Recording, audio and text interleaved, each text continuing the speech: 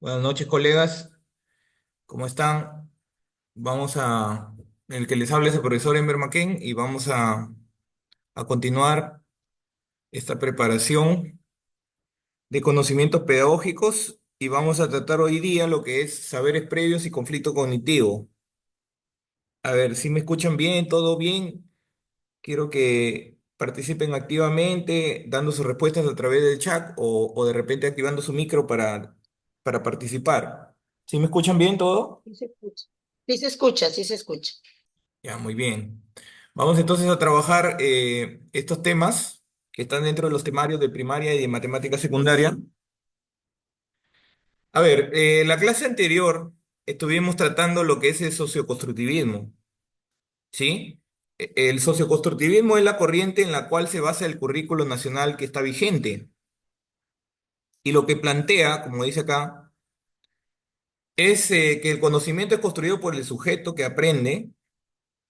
Ya esa primera parte, como les había dicho, es lo que nos dice el constructivismo en sí, y le agrega la interacción que se tiene con personas de diferentes niveles de conocimiento, de tal forma que su mutua influencia acaba produciendo el aprendizaje.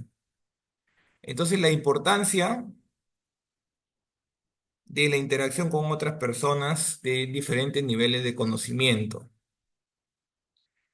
Esas personas a las que se refiere pueden ser pares del estudiante, o sea, compañeros de clase, por eso la importancia del trabajo en equipo. Pero también ahí se refiere al docente en su rol de mediador del aprendizaje. Y la mediación entiéndase como un proceso en el cual le facilito el aprendizaje al estudiante. Le organizo una, en este caso, una secuencia de actividades de tal manera que generen aprendizajes en mis estudiantes. ¿Está bien? Y dentro de ese rol de mediador, luego vimos lo que trataba justamente una de las teorías principales del socioconstructivismo, que es el aprendizaje sociocultural de Vygotsky, y ahí nos habla de las zonas de desarrollo, la zona real, habilidades y conocimientos que el individuo ya posee y puede aplicar sin ayuda. Esta zona de desarrollo real, generalmente la diagnostico, por decir, en la educación básica regular, la diagnosticamos al inicio del año cuando nosotros hacemos las pruebas de diagnóstico, ¿está bien? Y vemos cuál es el nivel de desarrollo de competencia de los estudiantes, ¿ya? Entonces, esa es la zona de desarrollo real, las habilidades y conocimientos que ya posee el estudiante. Luego tenemos al otro extremo la zona de desarrollo potencial, que tiene que ver con las habilidades y conocimientos que el individuo puede lograr con la guía o apoyo adecuado. Entonces, ahí en la zona de desarrollo potencial, vienen a estar los estándares de aprendizaje. Y los estándares de aprendizaje están por ciclos. Cada ciclo, al final de un ciclo determinado, alcanza un nivel, desde el nivel 1, 2, 3, 4, tengo el nivel 7, ¿no? En secundaria, hasta el nivel 7. Y vienen a ser los niveles de desarrollo deseados de la competencia, ¿no? Es el nivel deseado de desarrollo de las competencias en educación básica regular. Y en ese camino de la zona de desarrollo real a la potencial viene la zona de desarrollo próximo. Y acá es justamente donde el docente actúa, pero como mediador y dando andamiaje en el aprendizaje. También hace retroalimentación. Entonces, cuando nosotros nos referimos a andamiaje, ya, y esto es importante entenderlo, ¿qué es el andamiaje? Es proporcionar ayudas al estudiante, apoyar el apoyo necesario para que pueda realizar las tareas que no pueden aún hacer por sí mismos. ¿Cómo lo hace el docente? Entonces hay diferentes estrategias, desde las preguntas guiadas, darles algunos recursos, la retroalimentación en sí misma. Entonces hay varias formas de dar andamiaje. Y por ahí había algunas palabras clave en las cuales me sugieren de que no está existiendo andamiaje, ¿no? Entonces, cuando encuentren ustedes en las casuísticas, a ver, vimos un conjunto de pasos que hay que seguir para resolver las casuísticas, y encontramos ciertas palabras clave que me permiten descartar de repente alguna alternativa o seleccionarla también. En este caso, ¿con qué palabras podemos descartar alguna alternativa cuando nos pregunten algo relacionado a andamiaje o a mediación?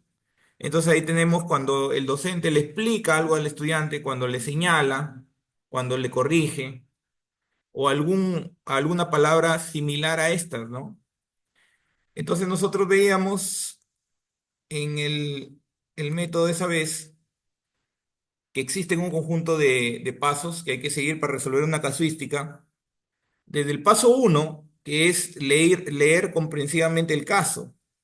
¿Está bien? Ese es lo primero que tenemos que hacer ante las casuísticas.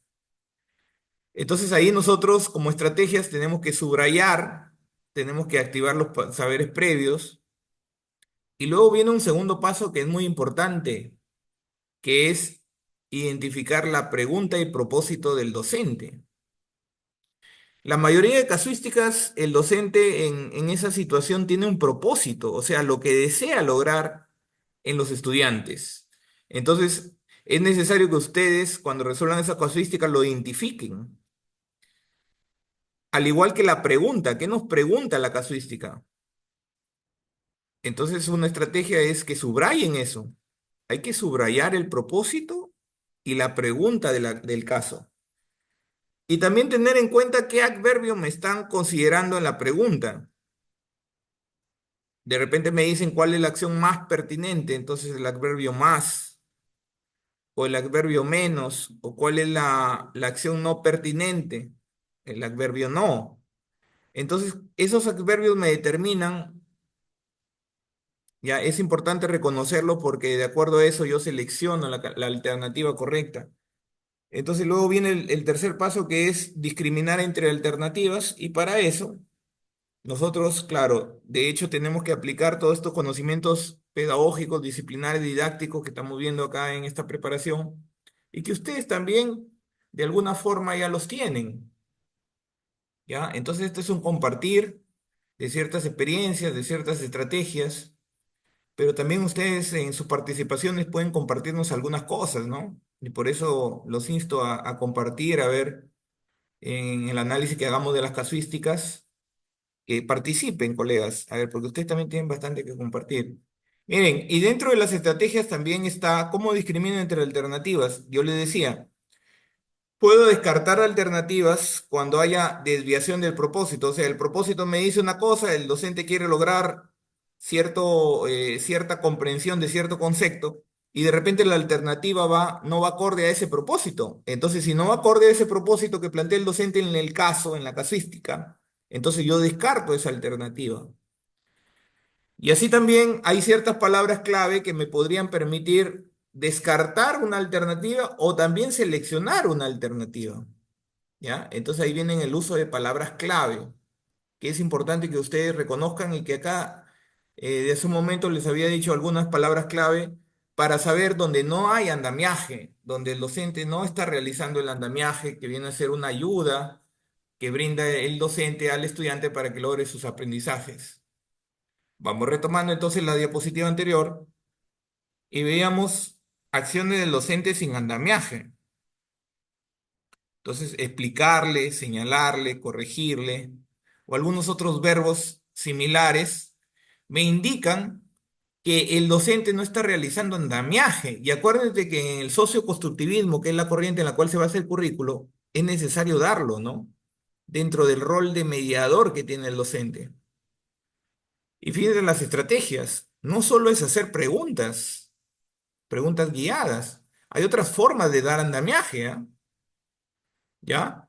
De repente el hacer un experimento podría ser una forma de dar andamiaje, ¿no? El sugerirle un cierto experimento a un estudiante, eso también es una forma de hacer andamiaje. Y vemos diferentes estrategias, ¿no? Que se pueden utilizar para el andamiaje. Vamos viendo entonces la primera casuística, colegas. A ver, vamos revisando lo que acabamos de repasar. En realidad eso ya lo hemos conversado en una clase anterior. Estoy retomando un poco. A ver, casuística uno. A ver, miren lo que dice. Un docente ha propuesto a los estudiantes de primer grado algunas actividades relacionadas con el sistema de numeración decimal. Para ello, les entregó un conjunto de chapitas a cada uno y les brindó las siguientes indicaciones. Uno, dibujen las chapitas que recibieron. Dos, escriban el número que representa la cantidad total de chapitas que dibujaron. Tres, encierren la cantidad de chapitas que representa cada cifra de dicho número. Jorge, uno de los estudiantes, recibió 16 chapitas. A continuación se representa el trabajo que realizó. Fíjense, ahí está lo que dibujó Jorge, un estudiante. Tiene la imagen uno, la imagen 2, la 3. Ya, en la 3 nos piden encierren la cantidad de chapitas que representa cada cifra. Miren lo que encerró. Ya, a ver, hasta ahí tenemos entonces la evidencia del estudiante Jorge ante una tarea que está realizando el docente. Vamos entonces con la segunda parte, colegas. ¿Ya? A ver, ¿hasta ahí estamos? ¿Alguna pregunta ahí? A ver, colegas, ustedes les he sugerido que en cualquier momento hagan alguna pregunta o una participación. ¿Estamos hasta ahí? Pueden escribir en el chat, por favor, para participar, ¿ya? En el chat pueden dar sus respuestas. Vamos entonces con la segunda parte. Bueno, a veces las casuísticas son así, ¿ah? Son largas. ¿Está bien? No siempre las vamos a encontrar de... Hay casuísticas de repente de algunas oraciones y hay otras más largas. ¿Alguien puede ayudarme a leer ahí? A ver, colegas.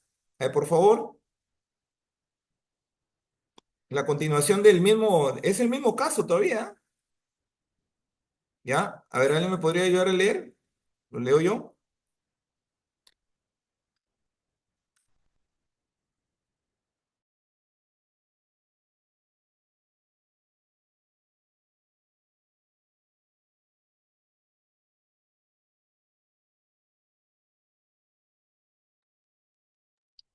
Leo.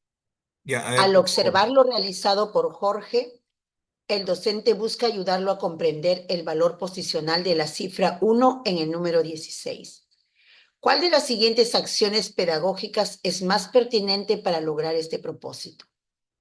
A mostrarle la ubicación de la decena y las unidades en el tablero de valor posicional. Luego colocar el número 16 en dicho tablero señalando la cifra de las unidades y la de las decenas. Finalmente, explicarle que cuando se coloca un número en la posición de las decenas, este indica la cantidad de grupos de 10 que conforman dicho número. B. Pedirle que explique por qué encerró una y 6 chapitas. Luego solicitarle que intercambie 10 chapitas por una taparrosca y preguntarle cuántas taparrosca y cuántas chapitas conforman el número 16. Finalmente, pedirle que vuelva a reemplazar la taparrosca con 10 chapitas y que encierre lo que vale la cifra 1 y 6 del número 16. C. Solicitarle que haga una fila con las 16 chapitas y que encierre con un pabilo 10 de ellas. Luego indicarle que cuente las chapitas que le quedaron sueltas. Finalmente, pedirle que indique qué cantidad de chapitas hay en total, considerando la cantidad de chapitas encerradas con el pabilo y las que quedaron sueltas.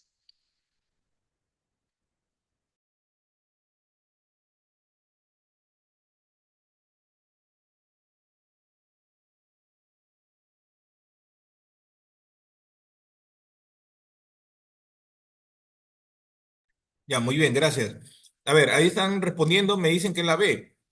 A ver, miren, apliquemos los pasos del método. Lo primero era identificar En este caso, ¿qué es lo que quiere el docente lograr, no? Acá dice, un docente ha propuesto. Ya, lo que ha propuesto viene a ser el propósito, ¿no? Algunas actividades ha propuesto algunas relacionadas con el sistema de numeración decimal, ¿no? Ya, dice, para ello entregó un conjunto de actividades, ya, tres actividades. Dibujen las chapitas, escriban el número que representa la cantidad total de chapitas y luego encierren la cantidad que representa cada cifra. Pero miren, el estudiante Jorge acá encerró una chapita y dijo que esto representa, el 16 representa el uno y encerró seis chapitas y esas seis representan el número 6. Entonces acá estamos observando en esa respuesta del estudiante, estamos observando, se podría decir un error, ¿no? Ya, ahora, ante eso, el docente busca ayudarlo a comprender el valor posicional de la cifra uno. Y fíjense, acá lo que busca ayudarlo a comprender el valor posicional de la cifra uno en el número 6. Esto que busca, se podría decir que en realidad el propósito es este, ¿no? ¿Ya? El docente busca eso, ¿no? Que comprenda el valor posicional de la cifra uno en el número 16. ¿Cuál acción es más pertinente? Esta es la pregunta, ¿no? ¿Cuál acción pedagógica es más pertinente? Fíjense, acá está más, o sea, entonces tengo que buscar la acción ideal, lo que puede hacer el docente, la acción ideal que puede realizar para lograr ese propósito de que comprenda el valor posicional de la cifra uno en el número 16, dado que no lo está realizando en esa evidencia que observo, ¿no? Porque está encerrando una chapita y dice que eso significa el número uno. Ya sabemos que eso significa una decena, ¿no? ¿Ya? A ver, entonces, en las alternativas, nosotros por cierta palabra clave podemos descartar. A ver, colegas, ¿qué alternativa descartamos por las palabras clave que les había dicho hace un momento? A ver, es algo sencillo. Y lo hemos visto en la clase anterior con otra casuística y se aplicaba lo mismo. Ve. Acá estoy viendo otra casuística de ascenso. ¿Ah? A ver, todas las casuísticas son de ascenso. Y lo encuentro de la misma forma. ¿Qué palabra me sugiere descartar? Por decir, en la alternativa A, ¿habrá alguna palabra para descartar esa alternativa? Mostrarle. A ver, acá dice mostrarle la ubicación de las Explicar. decenas de las unidades en el tablero posicional.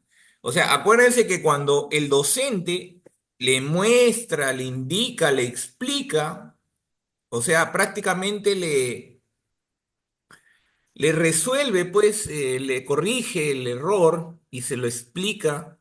Entonces, eso no es ni mediación ni andamiaje, ¿no? O sea, ahí no está viendo andamiaje, no le estoy dando una ayuda pertinente al estudiante, ¿no? ¿Está bien? Acuérdese que para el andamiaje yo tengo que hacer que el estudiante descubra cuál es la solución, ¿no? Descubra por él mismo cómo es que debería ser esa solución de manera correcta, ¿no? ¿Está bien?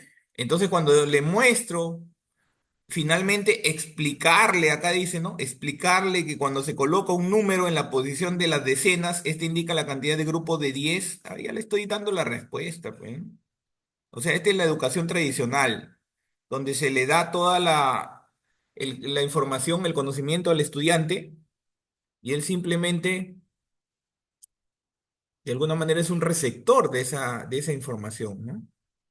Entonces ahora estamos en el socioconstructivismo, el estudiante construye su aprendizaje y para que construya yo no debo mostrarle, explicarle, indicarle.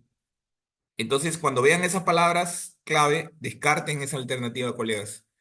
A ver, entonces nos quedamos con la B o la C. ¿Cuál creen que sería la alternativa correcta? ¿Podría descartar alguna otra alternativa? A ver, me dicen que podría ser la B. A ver, colegas.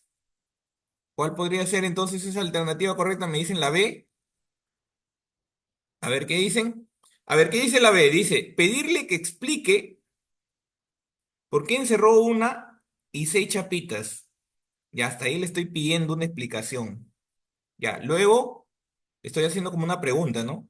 Luego solicitarle que intercambie 10 chapitas. A ver, le solicito que intercambie 10 chapitas con una taparrosca y preguntarle cuántas taparroscas y cuántas chapitas conforman el número 16. Finalmente, pedirle que vuelva a reemplazar la taparrosca con 10 chapitas y que encierren lo que valen las cifras de 1 y 6 del número 16. Ya, esa es la alternativa B. A ver, vamos leyendo la C. Dice, solicitarle que haga una fila con las 16 chapitas y que encierre con un pabilo 10 de ellas. Ya, o sea, a ver, le estoy diciendo de que encierre con un pabilo de las 16 chapitas de la fila, 10 de ellas. Luego indicarle que cuente las chapitas que le quedaron sueltas. Finalmente, pedirle que indique qué cantidad de chapitas hay en total, considerando la cantidad de chapitas encerradas con el pabilo y las que quedaron sueltas. A ver, colegas, ¿la C ustedes creen que sería una alternativa que permita al estudiante ayudarlo a comprender el valor de posicional de la cifra 1 en el número 16? ¿Sería andamiaje eso?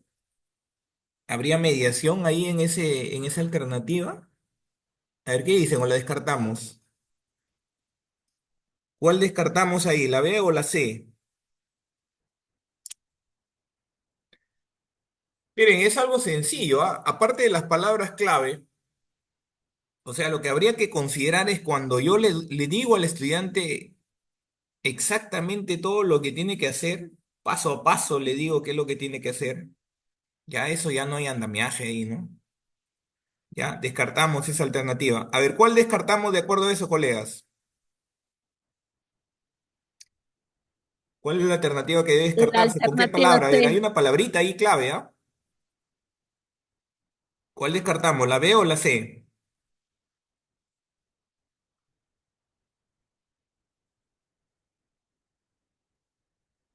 A ver, ¿cuál sería? la let, el inciso C, doctor. ¿Por qué, maestra? ¿Por qué descartamos la C? ¿Por qué cree que para usted, descartamos la C? ¿De repente viene una palabra?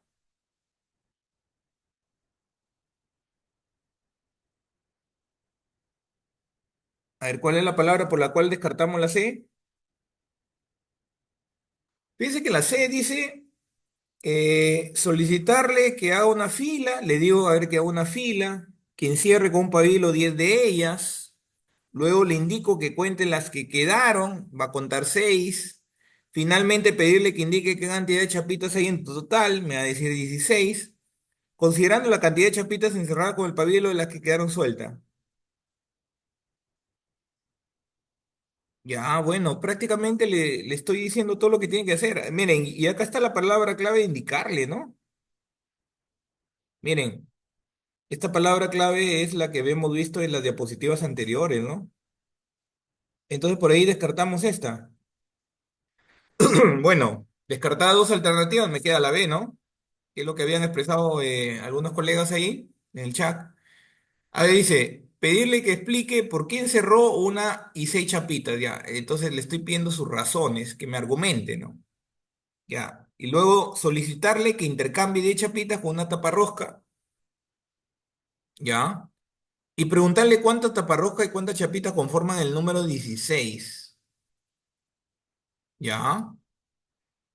Bueno, es reemplazar las 10 chapitas con una taparrosca. Finalmente pedirle que vuelva a reemplazar la taparrosca con 10 chapitas y que encierre lo que valen las cifras 1 y 6. Bueno, ahí como que le estoy dando algunas actividades que tiene que realizar, no le estoy dando la respuesta. ya, no le estoy diciendo del todo, como las otras alternativas, de qué significa el uno, que el uno significa 10 chapitas, ¿no? No, le estoy dando algunas actividades. Entonces, por eso esa sería la alternativa más adecuada para hacer andamiaje, ¿no? A ver, recuerden ustedes, de acá lo vamos a ver, hay una secuencia ahí en los procesos pedagógicos en la cual va a aparecer o va a figurar el andamiaje, ya lo vamos a ver luego. A ver, no sé si hay hasta ahí alguna pregunta, colegas. ¿Preguntas hasta ahí? ¿Seguimos? A ver, ¿se entendió por qué la B? Ya, entonces, esta pregunta cuando dice,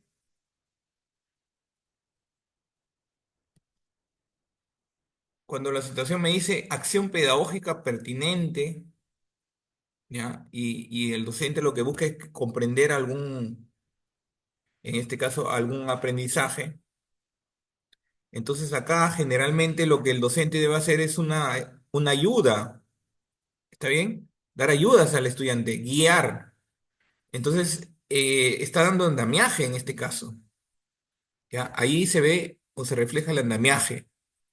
Entonces en el andamiaje el docente no debe darle las respuestas al estudiante. El estudiante tiene que descubrirlas, ¿ya? Entonces, para que el docente pueda ayudar a que él descubra la respuesta correcta o la solución correcta, hay varias estrategias. Miren, acá estamos viendo que le hace preguntas, también le dice que reemplace, tiene chapitas con una taparrosca, entonces emplea diversas estrategias, ¿ya? No necesariamente solo preguntas, colegas. A ver, ¿se entendió hasta ahí? ¿Alguna pregunta? Ya, pueden escribir en el chat si se entendió, ¿no? ¿Sí? Cualquier pregunta o duda que tengan, escríbanla o participen, a ver, colegas. ¿Ya? Estamos en constante aprendizaje, yo también estoy aprendiendo acá, así que sus respuestas son muy valiosas también. ¿Ya? Vamos entonces con la siguiente casuística, a ver. A ver, casuística 2. Dice, una docente tiene como propósito. ¿Alguien puede ayudarme a leer acá? A ver, colegas. ¿Pueden ahí, por favor?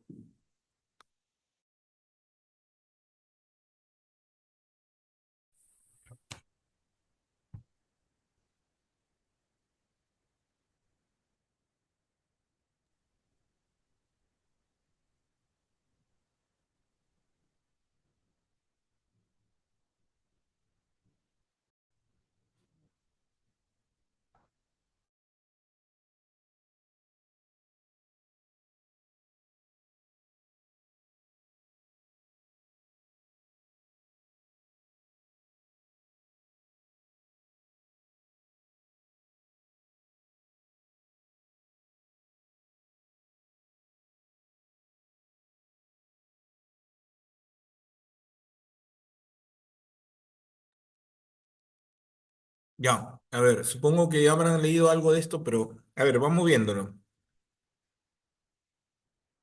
A ver, dice, una docente tiene como propósito que sus estudiantes, a ver, miren, logren inferir una fórmula general para encontrar la suma de los ángulos internos de un polígono. ¿Cuál de las siguientes acciones pedagógicas es pertinente para dicho propósito? A.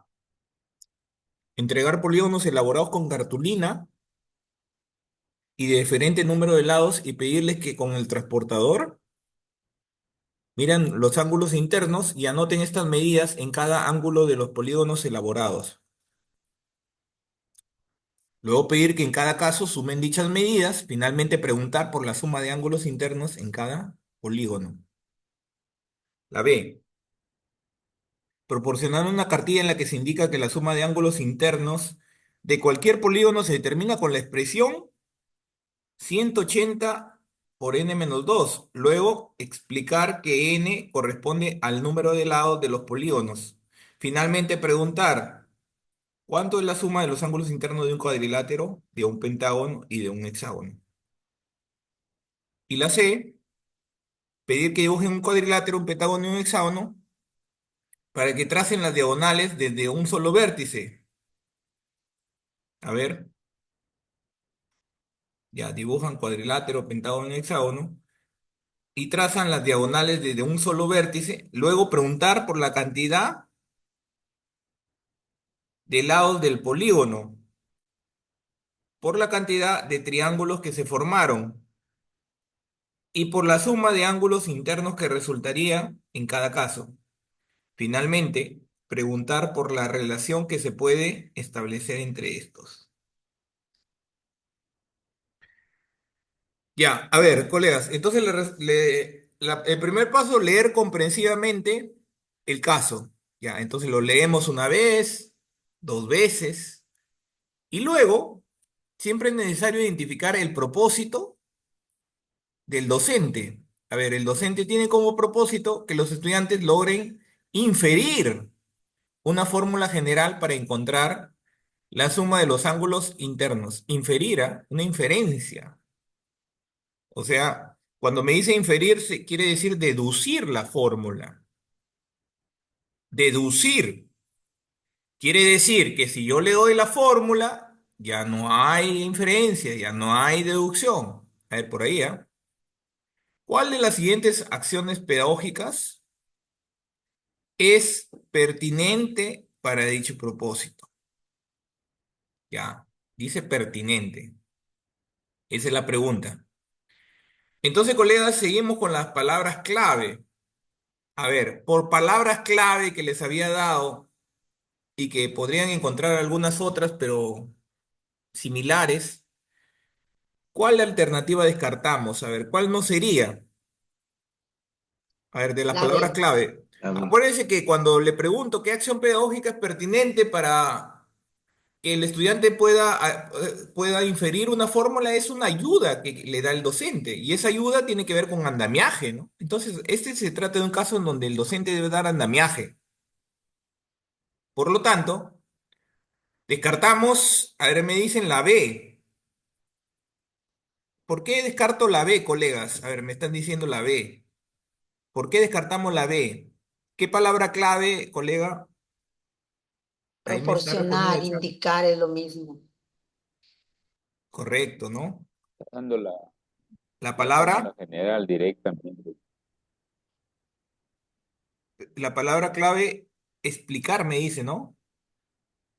No, le Miren, está dando prácticamente la fórmula. claro, correcto.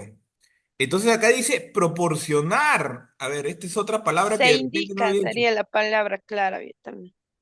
Se ¿Cuál colega? indica. ¿No le escuché? Se indica, dice ahí.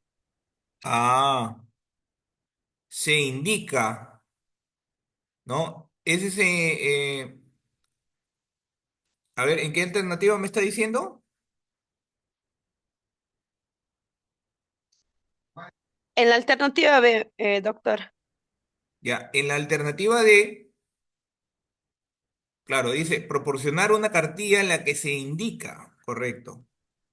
Ya, acá, proporcionar, dar. Acuérdense que la educación tradicional antes del socioconstructivismo, ¿no? Y eso nos hablaba Ausubel en el aprendizaje, en la teoría del aprendizaje significativo, nos hablaba del aprendizaje memorístico. ¿Y qué consistía? En que le doy al estudiante la información acabada, ¿no? O sea, le proporciono la información, le lleno la pizarra, le doy los conceptos, le doy las fórmulas. Entonces, en ese caso es aprendizaje memorístico. No estamos en socioconstructivismo, no hay andamiaje, no hay mediación. Entonces, por lo tanto, descartamos siempre ese tipo de alternativas. ¿Por qué? Porque nuestro currículo, el currículo actual está basado en el socioconstructivismo. Entonces, cuando proporciono información, cuando indico fórmulas, ¿está bien? Entonces, por eso se descarta Cuando explico, ¿no? Explico que n corresponde al número de lados del polígono, ¿no? Estoy dando una explicación de la fórmula. Entonces, en ese caso, la alternativa la descartamos por esas palabritas, colega. Muy bien, la identificaron. Entonces, la alternativa correcta estaría entre la A y la C. ¿Cuál sería la alternativa correcta? De repente descartamos alguna, me dicen que podría ser la C. ¿Por qué? A ver, en el caso de la A también la descartamos, colegas. A ver, ¿qué dice la A? Entregar polígonos elaborados con cartulina y de diferentes lados y pedirles que con el transportador midan los ángulos. Ya miden los ángulos y anoten estas medidas en cada ángulo de los polígonos elaborados. Luego pedir que sumen dichas medidas. Finalmente preguntar por la suma de ángulos internos en cada polígono. Bueno, por ahí sí hace algunas actividades, ¿ya? Podría decirse de que no encontramos las palabras clave que les había sugerido, no las encontramos, pero había otra estrategia que les dije, miren, a ver, si recuerdan en la diapositiva donde estaban los pasos, yo cómo discrimino alternativas, miren, acá dice, descarte, a ver esta parte, ¿ah? Descarte por, a ver, miren acá, ¿qué dice? Cuando descarto la alternativa, por desviación del propósito o también tiene que ver con el uso de palabras clave. Entonces, ¿qué pasa con esta alternativa A? Desviación del propósito. Ah, muy bien, colega. A ver qué me había dicho. ¿Tendrá que ver con el propósito?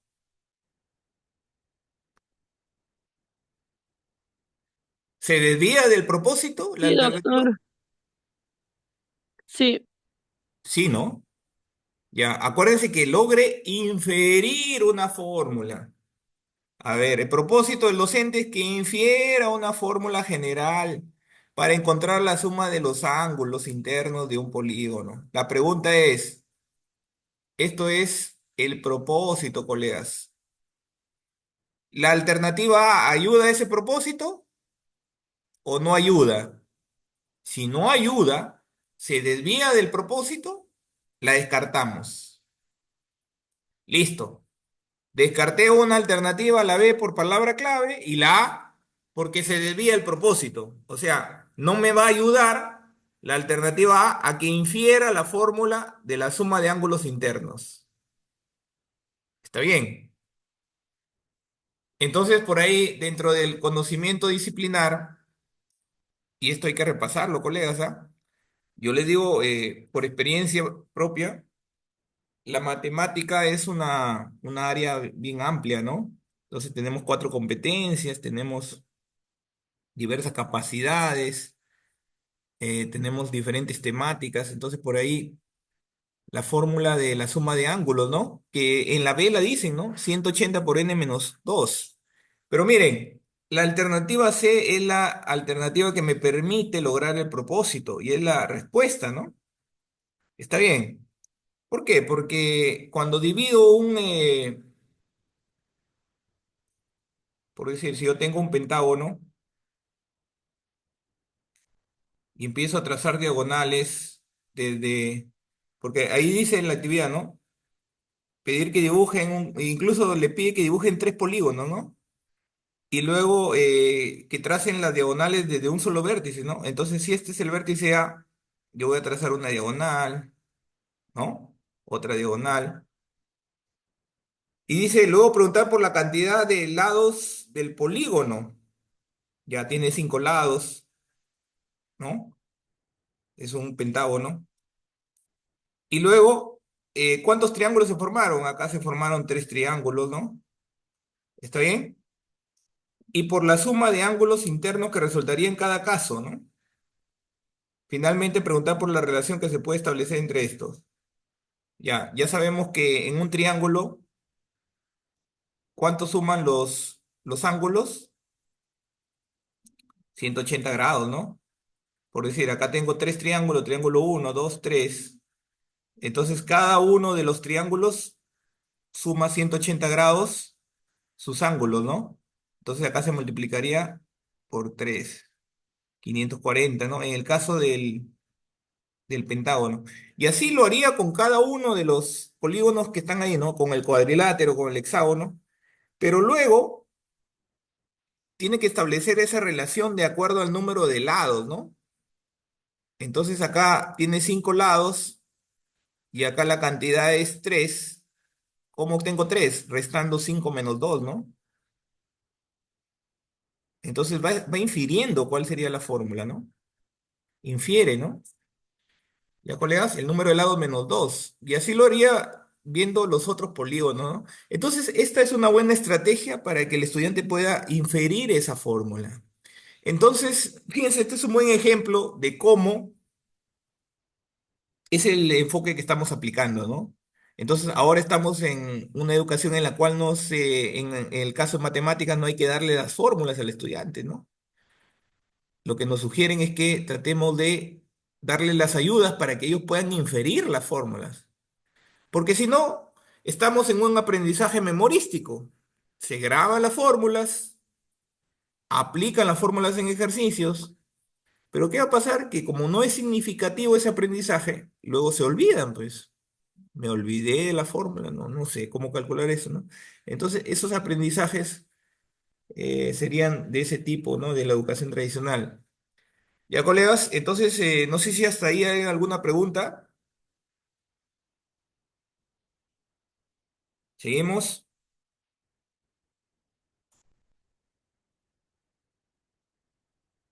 Vamos entonces a lo siguiente. Ya, continuamos. Vamos entonces ahora a trabajar lo que tiene que ver con saberes previos y conflicto cognitivo. ¿Está bien?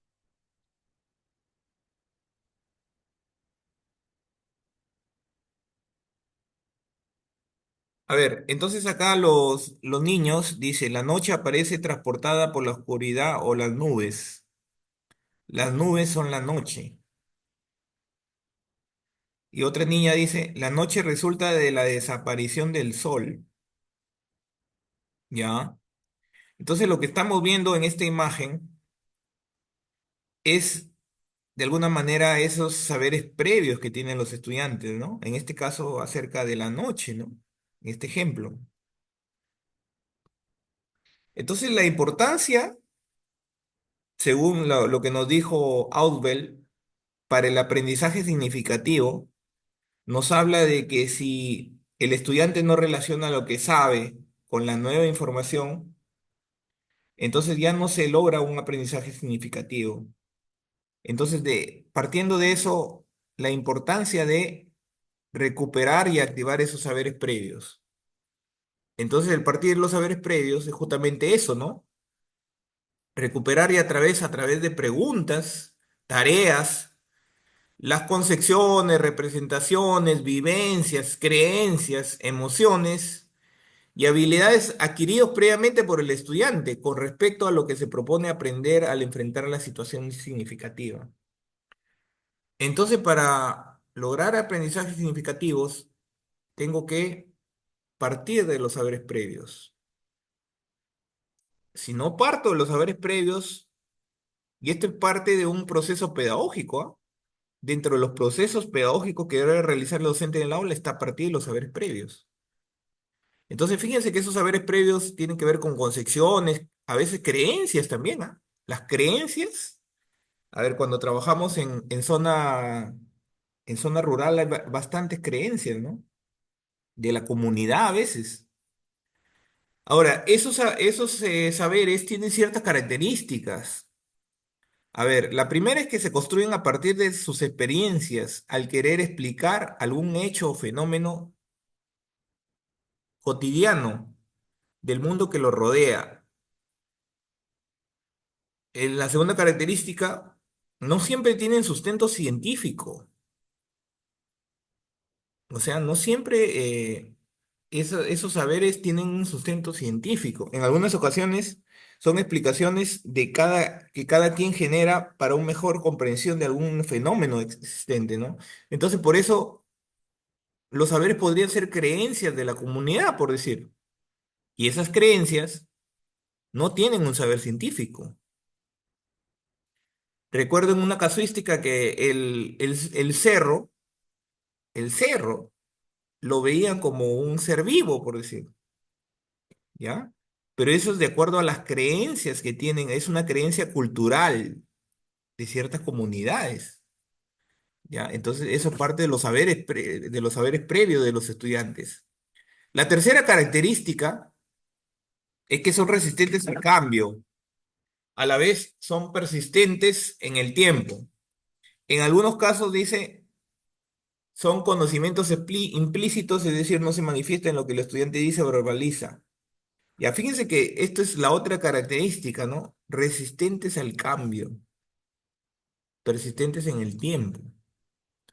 Entonces ahí viene el rol del docente para ante ciertas creencias o ante ciertos saberes que en algunos casos son erróneos, ¿ya? Generar ese conflicto que le permita al estudiante lograr el aprendizaje significativo. ¿Cuáles son las técnicas para recoger y activar saberes?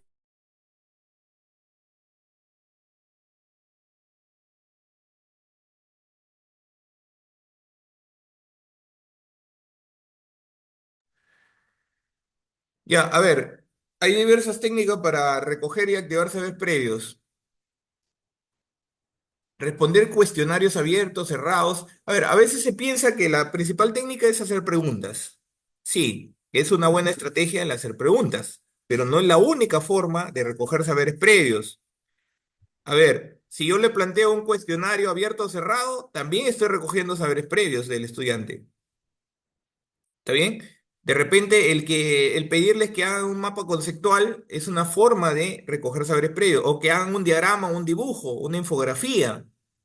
A ver, recuerdo en matemática, en el tema de cuando veíamos el tema de los planos, de los mapas, se les pedía que ellos miren a la escuela desde como si estuvieran en arriba como un ave y que dibujen cómo se vería la escuela desde la vista de un ave, ¿no? Entonces, de esa manera estoy recogiendo también saberes previos, ¿no? A través de ese bosquejo que hagan del colegio desde una vista aérea, ¿no? Como si fuera un ave.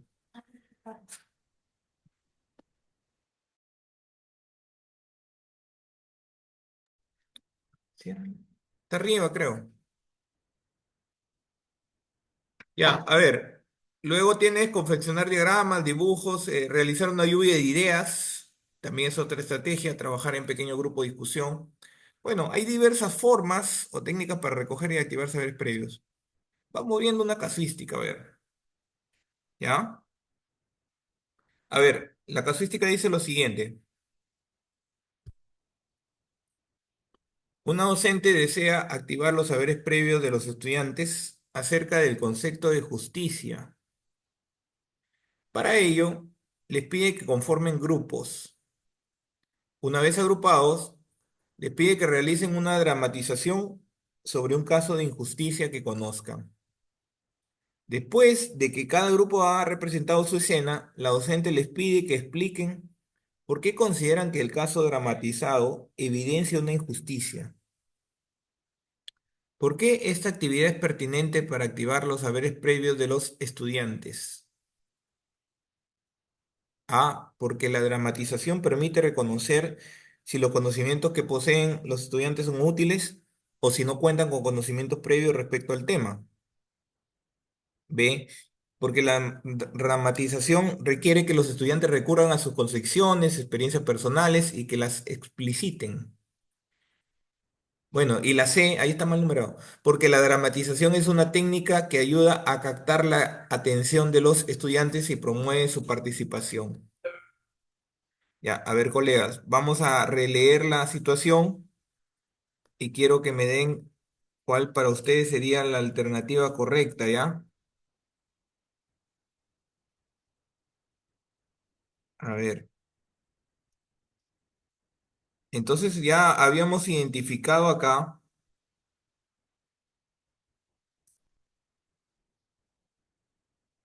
qué es lo que quiere la docente, ¿ya? Desea activar, dice, los saberes previos de los estudiantes, ¿no?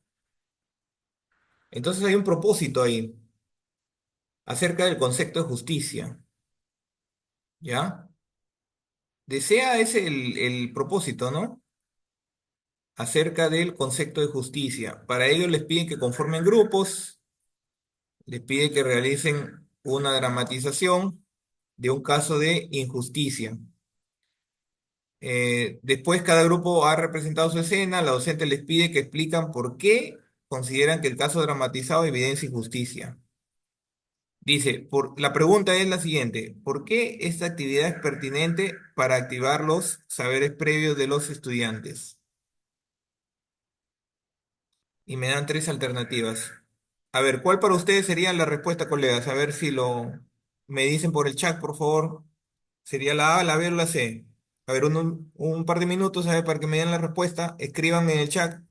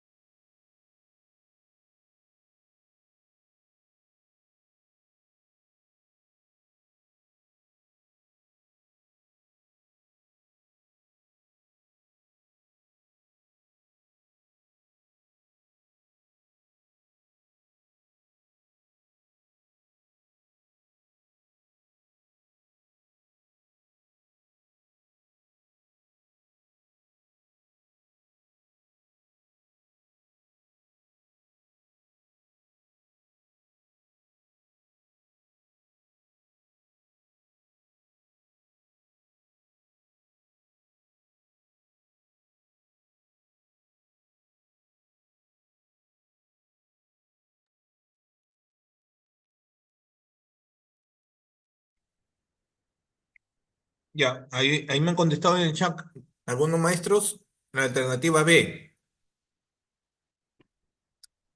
A ver, colegas, ¿qué dicen? Miren, nosotros podemos discriminar alternativas cuando se desvían del propósito. Y el propósito es que la docente desea activar saberes previos acerca del concepto de justicia. Si nosotros leemos la primera alternativa, dice, porque la dramatización permite reconocer si los conocimientos que poseen los estudiantes son útiles o si no cuentan con conocimientos previos respecto al tema. Ya, y en la alternativa C dice, porque la dramatización es una técnica que ayuda a captar la atención de los estudiantes y promueve participación. Ya, pero incluso en la C está más claro, ¿no? O sea, la C, ¿por qué no es? Porque cuando habla de captar atención, promover participación, esto tiene que ver más con motivación, ¿no? Y recuerden el propósito. ¿Cuál era el propósito?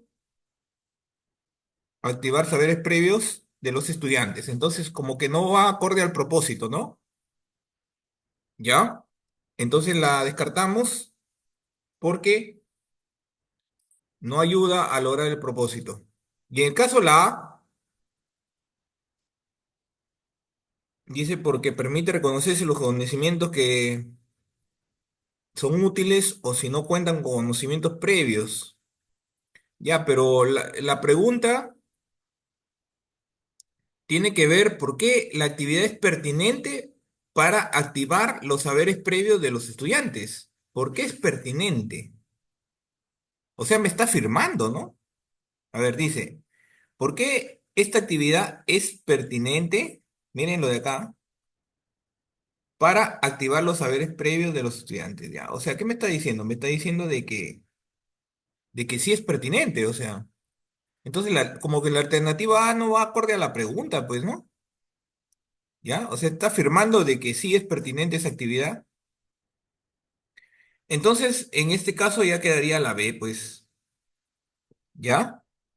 Y recuerden ustedes de que los saberes previos tienen que ver con concepciones, experiencias personales, ¿ya? Y eso se los había dicho en la diapositiva anterior, ¿ve? ¿Ya? Acá está, ¿ve? Concepciones, vivencias. Las vivencias son las experiencias personales, ¿no?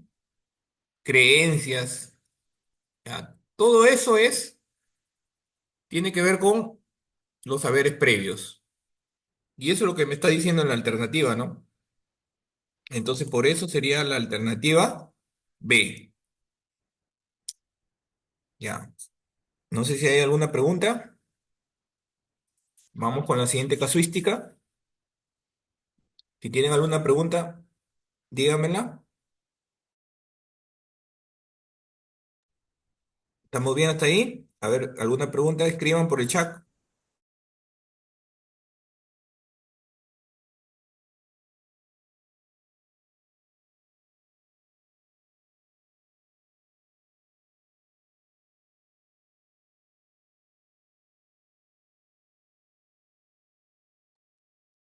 A ver, leemos un par de minutos la casuística y luego la resolvemos. A ver, ¿ya colegas? A ver, es una casuística más corta.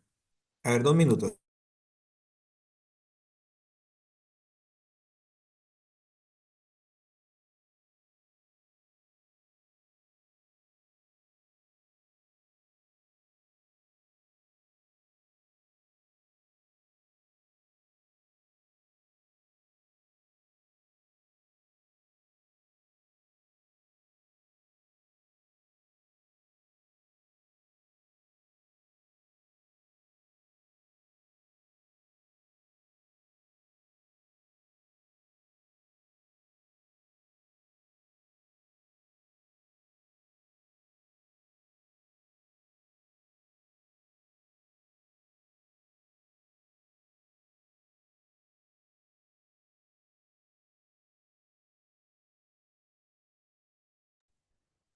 Ya, a ver. Dice, una docente tiene como propósito, ya el propósito de la docente, que los estudiantes construyan, los estudiantes de segundo grado construyan el concepto de homotesia. ¿Cuál de las siguientes acciones pedagógicas es más pertinente para recoger sus saberes previos sobre la homotesia? A ver, ¿cuál acción pedagógica es más pertinente para recoger sus saberes previos sobre la homotesia? A. Pedir que elijan la imagen de un objeto simple y la dibujen en otra escala. B. Pedir que participen de un juego matemático que involucra conocimientos sobre traslación y rotación. C. Pedir que dibujen figuras homotéticas mediante un software matemático con una secuencia de acciones indicada. Ya, a ver, colegas, en esta casuística hemos identificado el propósito de la docente y la pregunta. Entonces, dentro de el método que les di, podemos discriminar alternativa cuando no vayan acorde al propósito o a la pregunta.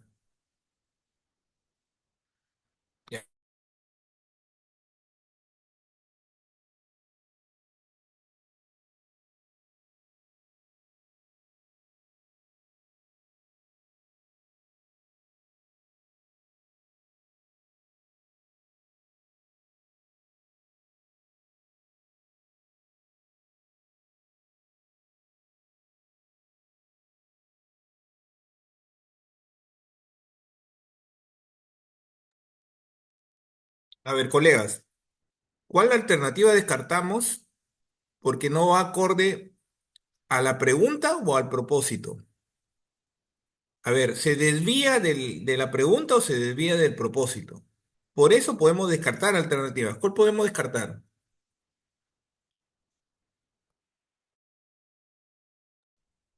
Escriban en el chat.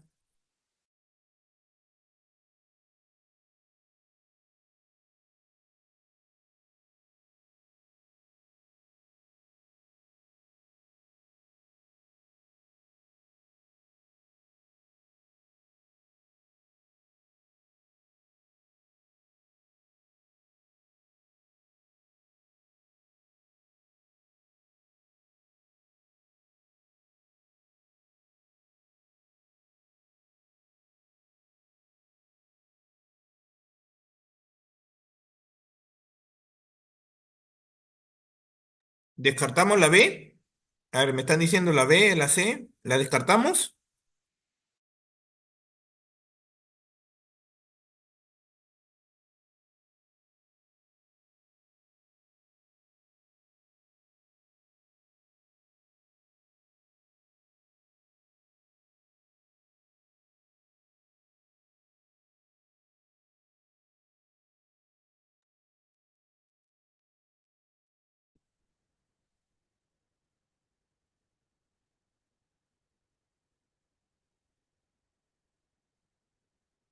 Ya bueno, recordemos lo de homotesia. A ver, dice, una transformación geométrica plana en la cual los puntos relacionados transformados se denominan homotéticos y cumplen las siguientes condiciones. Y acá hay una gráfica incluso. Los puntos homotéticos están alineados con un tercer fijo llamado centro de homotesia. La relación entre los segmentos definidos por el centro y los puntos transformados y originales es una constante llamada razón de homotesia. Ya miren, acá en el gráfico que veo a la derecha, tengo el centro de homotesia, que sería este puntito azul, y tengo en este caso este polígono, este triángulo ABC, y acá tengo el triángulo producto de la homotesia. A ver, pero miren, ¿qué pasa cuando va disminuyendo el factor que le llaman la razón de homotesia, el K? Por decir, cuando vale 2, ¿ya? Ahí es cuando vale 2, acá es cuando vale 3, acá tengo que vale 4.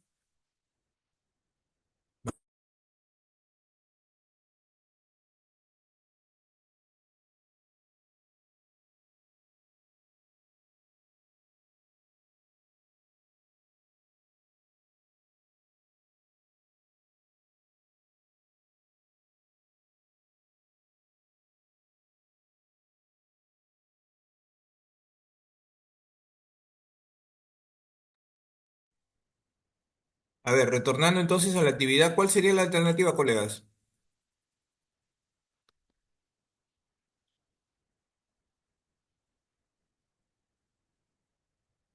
A ver, ¿cuál de las siguientes acciones es más pertinente para recoger saberes previos sobre la homotesia?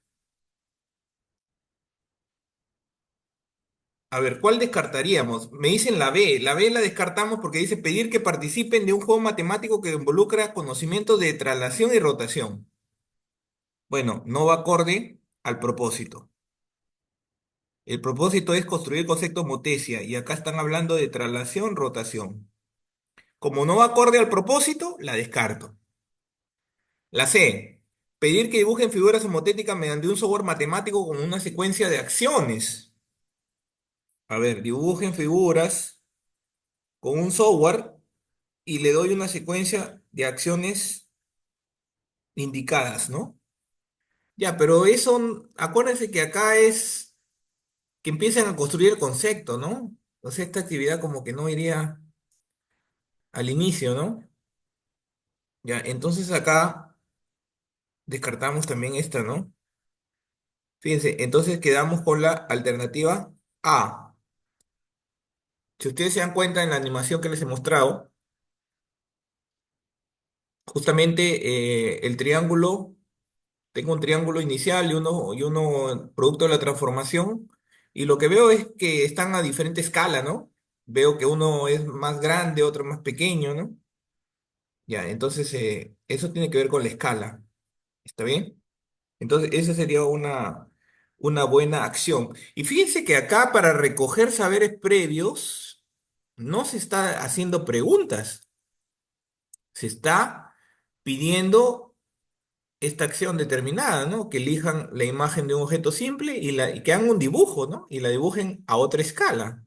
Entonces, a través de este dibujo, el docente va a recoger los saberes previos que tiene el estudiante en relación a homotesia.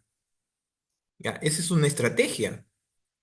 ¿Ya? Es otro tipo de estrategia que puede emplear el docente. A ver, no sé si hay alguna pregunta para continuar.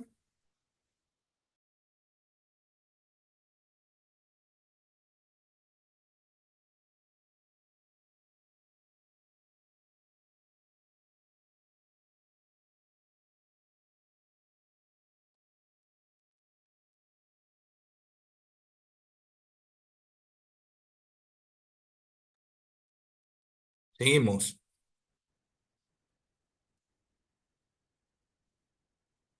Ya, muy bien, me dicen ninguna pregunta. A ver, escriban, si pueden escribir sus preguntas o algo que no haya quedado claro, o de repente alguna participación por el chat, ¿ah? Ahora, si pueden hacerla activando su micro, mejor. A ver, conflicto cognitivo. A ver, acá quiero que pongan atención porque hay algunas palabras clave que hay que considerar cuando veamos las casuísticas. A ver, cuando hablamos de la teoría de Piaget, veíamos un gráfico, que acá lo vamos a ver, en donde veíamos que se generaba el conflicto cognitivo, que es una situación en la que los estudiantes encuentran una discrepancia entre lo que ya saben, a ver, miren, discrepancia entre lo que ya saben y una nueva información o experiencia que desafía sus conocimientos y creencias previas. Esta palabra, hay dos palabras clave acá, ¿no? Acá hay una discrepancia entre lo que saben y la nueva información y desafía el conflicto, sus conocimientos y creencias. A ver, veamos el desarrollo. Dice, desafío a las creencias previas. ¿Qué quiere decir esto? El conflicto cognitivo surge cuando los estudiantes se enfrentan a información que contradice o no encaja con su comprensión actual del mundo. A ver, acá estoy subrayando estas palabras, ¿ah? O sea, cuando el estudiante se encuentra en contradicción o no encaja con su comprensión actual del mundo, esa información nueva no encaja con lo que él comprende del mundo, entonces ahí es que se da el conflicto cognitivo, ¿ya? Y lo otro es un proceso activo de aprendizaje. ¿Qué quiere decir? Que si hay conflicto cognitivo, los estudiantes se ven obligados a reexaminar, cuestionar y modificar sus conocimientos previos para integrar la nueva información. A ver, repito, se ven obligados los estudiantes a reexaminar, cuestionar y modificar sus conocimientos previos para integrar la nueva información. Y ahí viene lo que nos dijo Piaget del proceso de asimilación y acomodación. Entonces, esta teoría de Piaget la vimos en la clase anterior. Nosotros tenemos nuestros esquemas previos, ¿ya? Nuestros saberes previos, nuestros esquemas previos. Cuando la nueva información choca con nuestros esquemas, se produce justamente lo que acabamos de ver, el desequilibrio, confusión o conflicto cognitivo. Por decir, acá hay un ejemplo, ¿no? Dice, ¿qué pasa cuando un niño ve una cebra por primera vez de repente, ¿no? Ya, la ve por primera vez. Entonces ahí entra la nueva información que choca con sus esquemas. Entonces, ¿qué es lo que hace el niño? Le produce un desequilibrio, una confusión, una confusión. Y el niño ve a la cebra y la nombra como caballo, le dice que es un caballo. Entonces a ese proceso se llama asimilación. Es decir, los esquemas previos se imponen sobre los nuevos elementos o sobre la nueva información, digamos, ¿no? O sea, se resiste al cambio, ¿no? Hay una resistencia al cambio, ¿no? O sea, a la cebra le llamo caballo, ¿está bien? Es un proceso de asimilación. Digamos, se imponen mis saberes previos. Ahora, el niño recibe información sobre las diferencias entre caballo y cebra y modifica sus esquemas. Cuando llega a modificar sus esquemas, ese proceso se llama acomodación. El esquema previo tiene que modificarse, que ajustarse a la nueva información para encontrar un equilibrio en el proceso, ¿no? Entonces, eso es lo que nos dice Piaget. Entonces, según la teoría de Piaget, nosotros aprendemos por el conflicto cognitivo. O sea, si no existiera el conflicto cognitivo, no habría aprendizaje. A través de dos procesos. El primero asimilación y luego acomodación. ¿Está bien? Entonces, la generación del conflicto cognitivo, ¿cómo se puede dar? ¿Cómo puede generar el conflicto cognitivo un docente? Nosotros en clase, ¿cómo podemos generar un conflicto cognitivo? Hay varias formas. Una de ellas es dando cierta información, dando ciertas afirmaciones. Puede ser a través de procedimientos o demostraciones. Por decir, la vez pasada vimos una casuística en donde los saberes previos del estudiante eran de que los objetos, la velocidad a la que caen los objetos depende del material del que están hechos. Entonces el docente le propone cierto experimento para que se den cuenta que no es así, que la gravedad es la misma para todos los objetos, ¿no? No depende del material del que están hechos. Entonces hace un experimento y a través de ese experimento es que genera el conflicto cognitivo. Y la otra forma de generar conflicto cognitivo es a través de preguntas. De las tres formas, ¿cuál se utiliza más? Las preguntas, ¿ya? La pregunta es lo que utilizan seguramente ustedes en clase para generar el conflicto cognitivo al estudiante. Y acuérdense que tanto el recojo de saberes previos como la generación de conflicto cognitivo son procesos pedagógicos que nosotros desarrollamos en las clases. ¿Está bien? ¿Cómo evidencia o cómo se evidencia en el estudiante que existe conflicto cognitivo? A ver, y pónganle atención acá y es subrayado. A ver, lo que está subrayado es lo más importante, lo que está subrayado es rojito.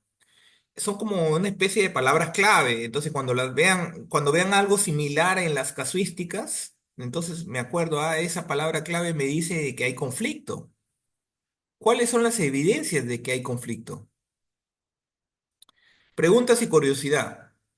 Los estudiantes comienzan a hacer preguntas sobre la nueva información que desafía sus creencias previas. Por ejemplo, ¿por qué flota un barco de acero si el acero es pesado? A ver, el estudiante se hace esa pregunta. Supuestamente, si es un objeto pesado, no debería flotar, sino más bien hundirse, ¿no? Entonces, ahí se evidencia conflicto cognitivo ante esa pregunta, ¿no? Generalmente, una forma de evidenciar el conflicto cognitivo tiene que ver con la confusión y duda. Cuando veo confusión y duda en el estudiante, eso es una evidencia de que existe en él el conflicto cognitivo. Los estudiantes muestran signos de confusión o duda sobre lo que solían entender. Por ejemplo, pensé que todos los objetos pesados se hundían. ¿Por qué? ¿No es así? Otro caso. No entiendo cómo puede ser esto un poema.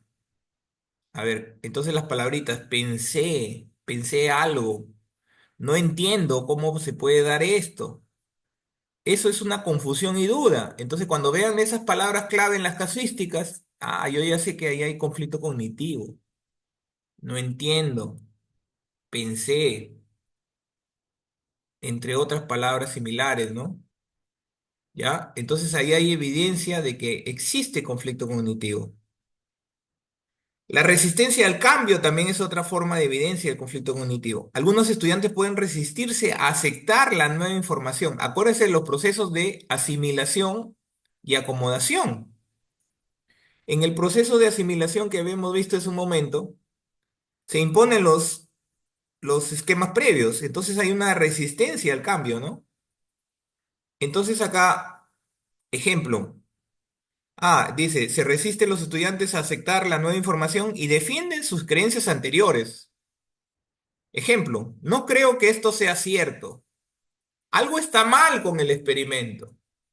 Entonces, cuando ven esas palabras, no creo que esto sea cierto, algo está mal, no es así. Entonces, ¿qué está evidenciando? Está evidenciando que el estudiante tiene un conflicto cognitivo, colegas. ¿Ya? Entonces, esas palabritas también cuando las vean en las casuísticas, entonces me están dando a entender que existe ahí un conflicto cognitivo. Ya, entonces ténganlas en cuenta todo esto que habíamos visto, sobre todo lo que estaba subrayado de rojo, ¿no? Ya, vamos viendo entonces la primera casuística. A ver, no sé si alguien me puede ayudar a leer, por favor. ¿Alguien puede ayudarme a leer ahí? Y la resolvemos. Acuérdense los pasos que tenemos que seguir. Paso uno, comprensión, lectura comprensiva del texto o del caso.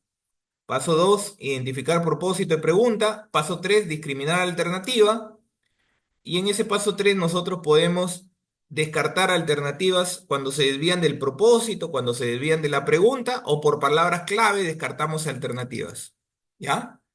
A ver, ¿alguien puede ayudarme a leer acá? A ver, buenas noches con todos. A ver, por favor. Un docente tiene como propósito que sus estudiantes resuelvan problemas que implican operaciones números enteros. Para ello, como una de las actividades plantea la siguiente. ¿Qué entienden por la multiplicación de dos números? Una responde lo siguiente. Es una operación que consiste en repetir varias números. Luego, entonces, pregunta, ¿cómo multiplicación de menos 3x menos 3 por metro? ¿Cuántas veces repetiría el número 3 en el interior? ¿Por qué la acción docente favorece la generación de conflicto con porque cuestiones de la comunicación que asume la estudiante, porque promueve la participación del estudiante en la propuesta, porque le presenta un concepto nuevo al estudiante con la educación número. Ya, gracias, colega. Ya, muy bien. A ver, vamos entonces, ya que hicieron la lectura comprensiva, vamos identificando el propósito de esta casuística. Dice propósito que los estudiantes resuelvan problemas que implican operaciones con números enteros. Plantea la siguiente pregunta, ¿qué entiende por multiplicación? Un estudiante responde lo siguiente. La multiplicación es una operación que consiste en repetir varias veces un número. Yo les pregunto, ¿esto de acá qué viene a ser, colegas? Lo que dice el estudiante, ¿qué es?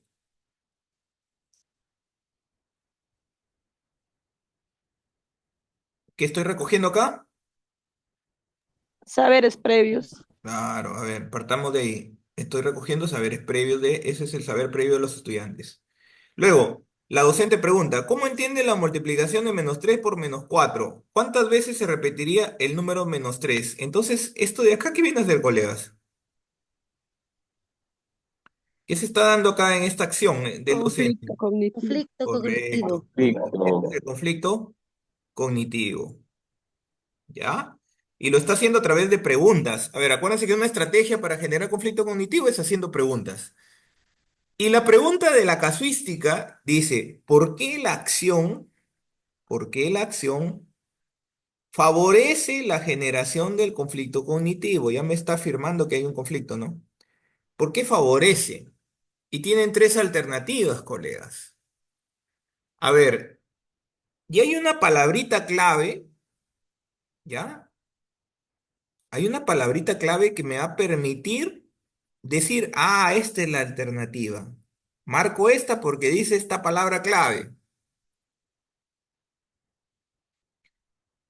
A ver, ¿cuál sería? Y hay alguna alternativa que también podría descartar. A ver, si no quieren ir de frente a la respuesta, podemos descartar ahí una alternativa que no tiene que ver con el propósito, pues. ¿Ya? La C le podríamos descartar. Ya, muy bien. ¿Por qué descartamos la C, maestra? Porque menciona de conceptos. Claro, dice, porque presenta un concepto nuevo al estudiante como la multiplicación. Pero miren, Y eso no ocurre. claro, puede ser un concepto nuevo que haya, pero fíjate la pregunta que dice, ¿no? Dice, ¿por qué la acción favorece la generación del conflicto cognitivo? Me están preguntando eso, ¿ya? Entonces digo, ¿porque presenta un concepto nuevo? ¿Por eso favorece el conflicto cognitivo? ¿Porque presenta un concepto nuevo? ¿Estará esta respuesta acorde a la pregunta? No, ¿no? ¿Ya? Entonces no es una razón de por qué se genera el conflicto el dar conceptos nuevos. A ver, acuérdense que si es necesario para que se dé el conflicto, es un elemento del conflicto la nueva información. Pero acá no me están preguntando eso, me están diciendo por qué esas preguntas o esa acción del docente favorece que se genere el conflicto cognitivo. Pero no tiene que ver porque es un concepto nuevo, pues, ¿no? No es por eso, esa no es la razón. Por eso la descarto. Ahora, entonces estaría entre la A y la B. ¿Cuál creen que sería? La A, ¿Cuál sería? la A, ¿Por qué maestra la A? porque nos habla de cuestiona, o sea, Ah, estaría pues conflicto cognitivo. esta palabrita cuestiona, porque cuestiona el significado de la multiplicación que asume el estudiante, ¿ya? Entonces, para generar conflicto, tengo que hacer que el estudiante se cuestione, ¿ya? Que diga que lo que sabe no es suficiente. O sea, ahí le genero conflicto. Y fíjense, en la B la descarto también, porque dice, porque promueve la participación del estudiante en la actividad propuesta, pero esto de promover la participación, esto tiene que ver con motivación, ¿no? ¿Ya? Y la motivación, acá no me están preguntando sobre eso, ¿no? Pero igual, la palabra clave me permite identificar de que hay conflicto, miren, y retrocedamos. Acá, colegas, ve. Miren, ¿qué dicen? Acá ve. Los estudiantes se ven obligados a reexaminar, cuestionar. Acá está, ve. ¿Ya? Entonces, desafía al estudiante, desafía sus conocimientos y creencias previas, hace que el estudiante reexamine, cuestione y modifique sus conocimientos previos, ¿no? ¿Ya? Entonces, cuando vean esas palabras, ya hace que ahí hay conflicto cognitivo. ¿Está bien? Muy bien. Ya miren, o sea, esas palabritas sí sirven, ¿no? Estas son casuísticas de exámenes de ascenso, ¿ah? Son casuísticas de examen de ascenso, tanto de primaria como de matemática secundaria. A ver, entonces yo les estoy presentando algo que ha venido en años anteriores y es lo que estamos viendo en las diapositivas, ¿ya? A ver, ¿hasta ahí estamos claros o no?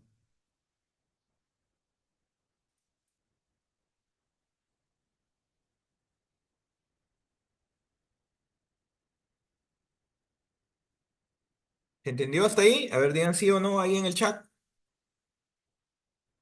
Sí. Ah, muy bien.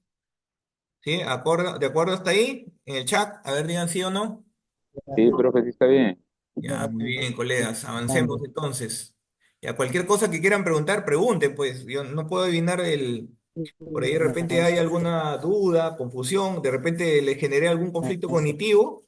Ya, pues ante eso. Habría que hacer algunas preguntas. Ya, sigamos. A ver, una segunda casuística. A ver, dice lo siguiente. Los estudiantes, a ver, ¿alguien me puede ayudar a leer acá? A ver, colegas, ustedes que son tan participativos, ¿alguien puede leer?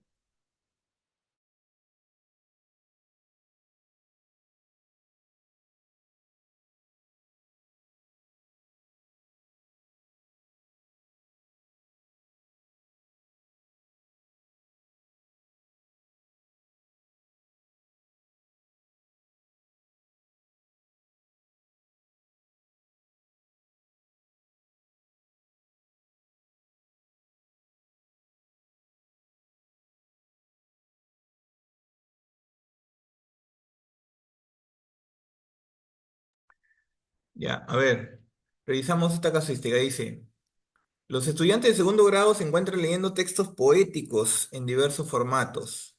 En este contexto, el docente les ha propuesto la lectura del siguiente caligrama. Bueno, y en el caligrama ahí podemos decir, y yo, decía el gusano, tengo toda la manzana.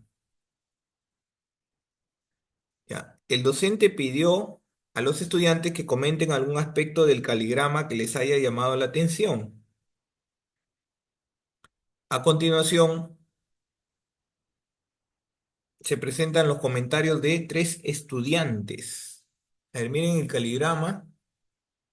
A ver, vamos a ver los comentarios de los tres estudiantes.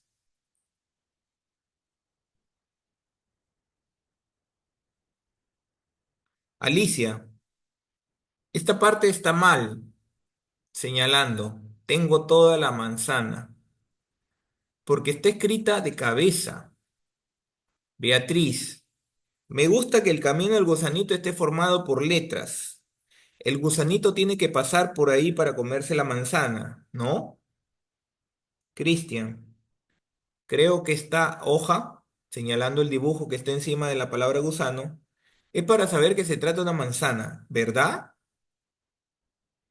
¿Cuál de los siguientes comentarios de los estudiantes evidencia un conflicto cognitivo sobre el sistema de escritura? ¿El de Alicia? ¿B, el de Beatriz? ¿O C, el de Cristian? A ver, colegas. La A. Alicia, Alicia. Alicia. A ver, ¿por qué maestra ha identificado que es Alicia tan rápido? Porque el conflicto cognitivo, la palabra clave, mal, está mal. Ah, muy bien. Ya que tan rápido han resuelto. Fíjense que ustedes están en, cuando resolvemos las casuísticas de ascenso, estoy con el tiempo, ¿no? O sea, hay un tiempo determinado que me dan y como que no, hay ciertas preguntas que de repente por alguna palabra clave las resuelvo rápido, ¿no? Miren, ni siquiera necesité analizar los comentarios, ¿no? Sino de frente la maestra identificó la palabra clave está mal. Sí, ¿esa palabra clave la tenía maestra o recién la ha visto? Recién, maestro, Ah, muy bien. con usted estoy aprendiendo. Muy bien, muy bien, lo identificó muy rápido.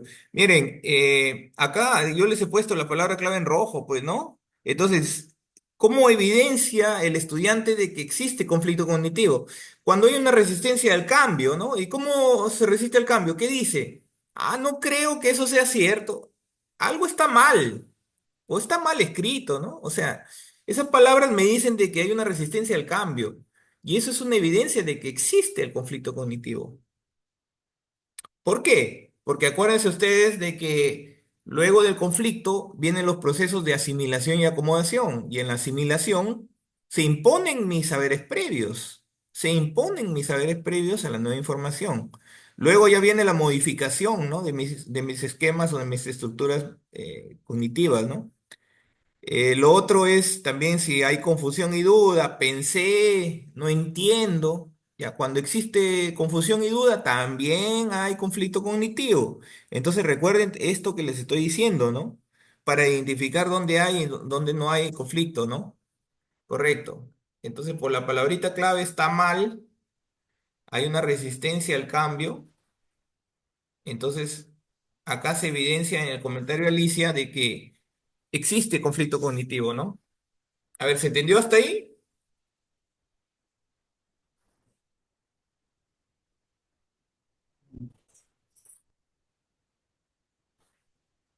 Digan sí o no en el chat, Sí, se colegas. entendió. Ya, muy bien, muy bien, muy bien. Sí, maestro, perfecto. Ya, excelente. Ya, entonces, miren, en realidad hay casuísticas que ni siquiera, o sea, simplemente identificando, entendiendo bien las teorías y enfoques. Por eso, a veces el error está en de frente querer resolver la casuística, ¿no? O sea, es importante manejar las teorías y enfoques de la práctica pedagógica. Entonces, por eso yo no paso de frente a la casuística. Primero vemos la parte teórica, que es importante. Vemos por ahí algunas palabras clave, hemos visto este método de 3 pasos que es necesario aplicarlo. Entonces hay que seguir un orden, un método y ciertas estrategias para poder marcar la alternativa correcta. ¿Ya, colegas? Pasemos entonces a ver, veamos una casuística más. ¿Ya? ¿Ya? ¿Está ahí alguna pregunta? ¿Tienen alguna pregunta sobre todo lo que hemos estado conversando?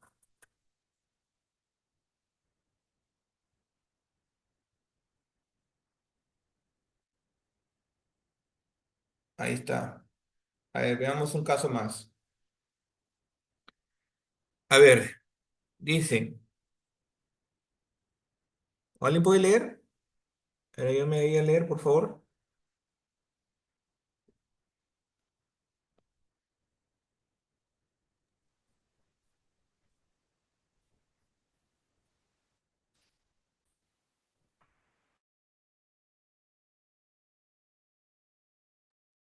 A ver, nos tomamos 2 minutos a ver para leer ahí esa parte. Ya, a ver, 2 minutos de lectura.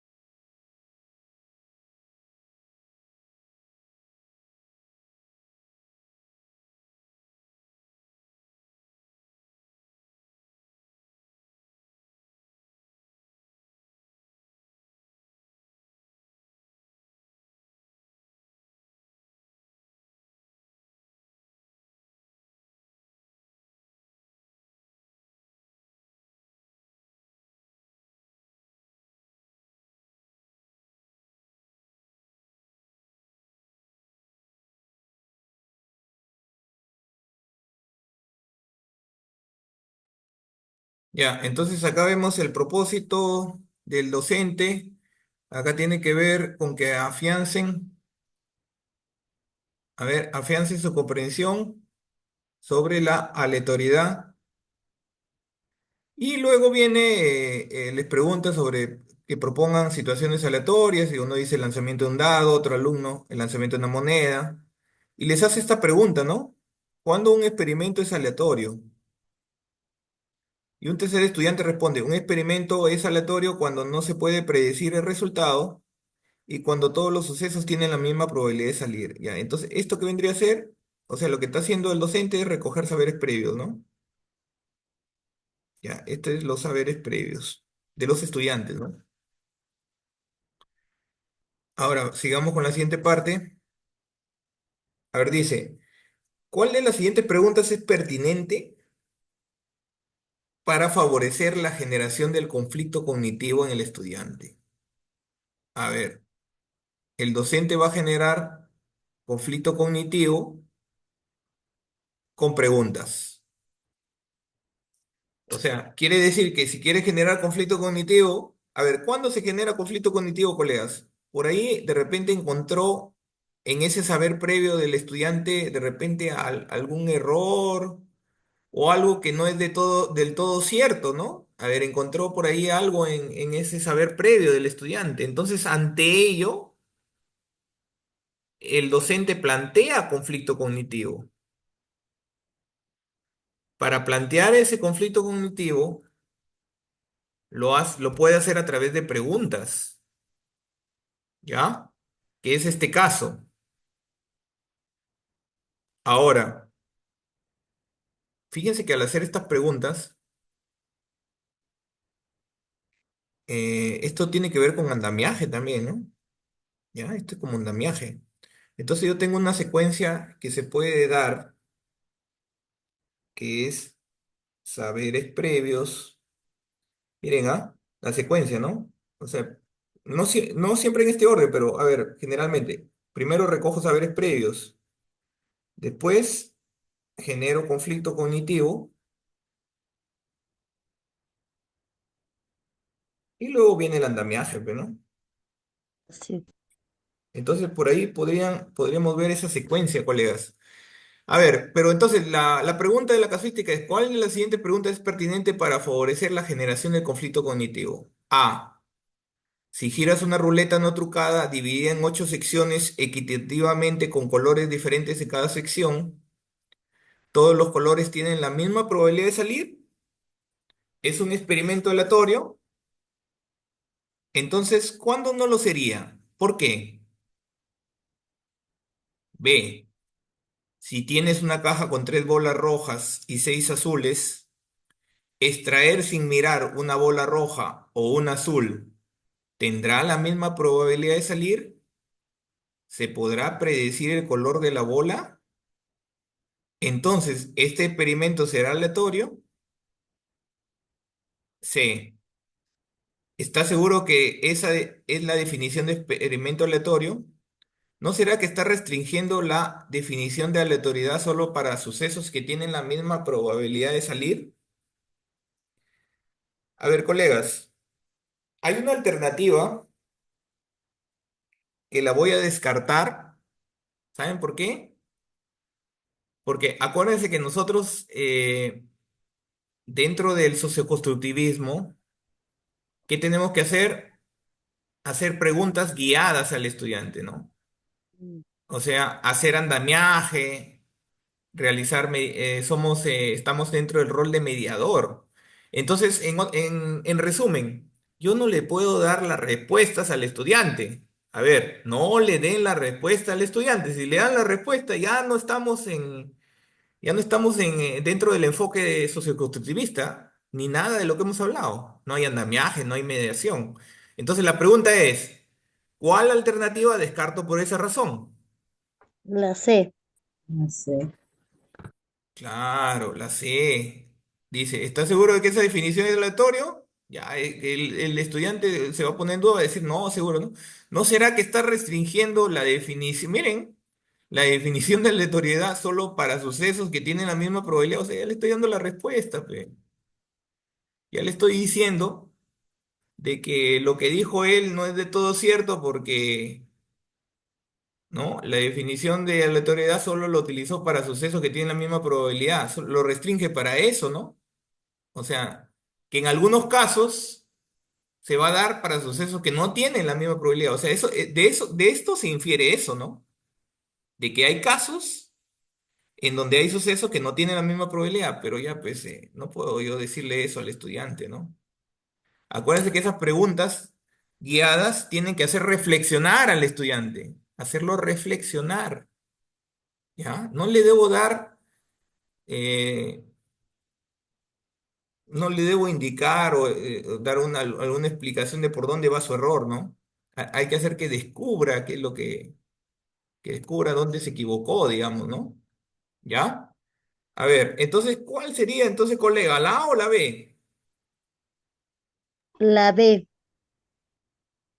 ¿La B sería la alternativa? ¿Por qué descartamos la A? ¿Por qué descartaríamos la A?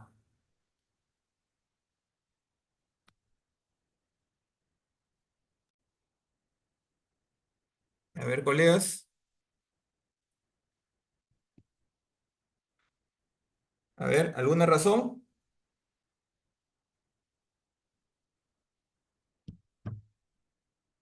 Dice, si giras una ruleta no trucada dividida en 8 secciones con colores diferentes en cada sección, ¿todos los colores tienen la misma probabilidad de salir? ¿Tendrán la misma probabilidad? La probabilidad de un color determinado, por decirle rojo, ¿cuánto es? Acuérdense la fórmula, casos favorables entre casos posibles. ¿Cuánto es el total de casos? Acá tengo 8 secciones. ¿8 va arriba o abajo? La probabilidad de que salga rojo, pongamos que un color es rojo.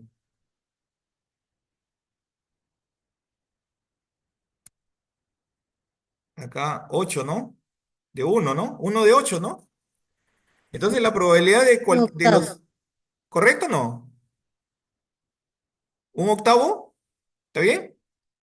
Entonces la probabilidad de los 8 colores, de cualquiera, de que salga uno de los 8 colores sería un octavo, ¿no, colegas? ¿Es la misma probabilidad?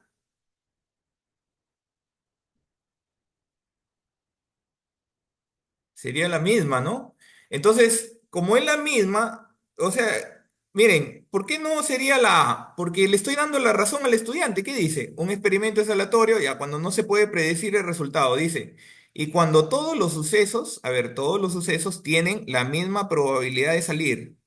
O sea, si en la alternativa le doy la razón, a ver, si le doy la razón a lo que dice el estudiante, entonces no hay conflicto, pues. Le estoy dando la razón. Acuérdense que cuando se genera conflicto, cuando el estudiante se cuestiona lo que sabe, cuando contradice a lo que sabe el estudiante, entonces ahí hay conflicto. Si le doy la razón a lo que dice el estudiante, entonces no hay conflicto, pues. Esto le está dando la razón, colegas. Entonces la alternativa sería la B. ¿Ya? Entonces, esa es la explicación, colegas. Muy bien.